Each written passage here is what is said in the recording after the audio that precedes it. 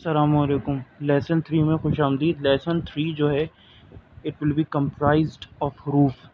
حروف عربی میں کسے کہتے ہیں وہ میں آپ کو بتا چکا ہوں کہ بغیر مکمل مفہوم ادا کیے ہوئے جو الفاظ ہوتے ہیں ان کو ہم حروف کہتے ہیں۔ یہ ہمیشہ ایک ہی حالت میں رہتے ہیں، یعنی کہ ان کے اوپر دھن نہیں ہوتا۔ اور ایک اور خصوصیت حروف کی یہ کہ یہ حروف جارہ کے طور پر عموماً آتے ہیں، اور اپنے بعد والے الفاظ کو واو بھی ایک حرف ہے، لیکن ضروری نہیں ہے کہ وہ اپنے بعد والے کو ہمیشہ زیر کی حالت دے۔ ہاں، اگر واو قسمیہ ہوگا جیسے واللہ، تو پھر وہ اللہ کو جر دے دے گا، اور یہ اللہ کے نیچے زیر آ گیا، اللہ کے نیچے۔ پہلی چیز۔ دوسری چیز یہ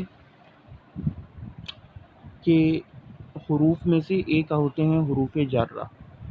یہ اپنے بعد آنے والے جتنے بھی اسم ہیں، یعنی کہ اسماء، فعل نہیں اسم، ان کو جر دے دیتے ہیں، یعنی کہ زیر، کسرہ زیر کو بولتے ہیں، فتحہ زبر کو بولتے ہیں، اور ضمہ پیش کو بولتے ہیں۔ ان کی ایگزامپل ہے فی کا مطلب ہوتا ہے میں، انسائڈ، اعلیٰ اوپر، فوقہ اپون، فوقہ اپون، تحت نیچے، تحت اقدامہم می، آپ نے دیکھا آ گیا بلو یا نیچے۔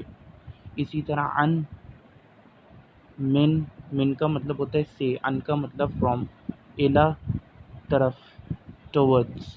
تو یہ ہیں حروف جارہ۔ باقی اور بھی حروف ہوتی ہیں جیسے فا، اس کا مطلب ہوتا ہے پس، فارسل پس بھیجو۔ اسی طرح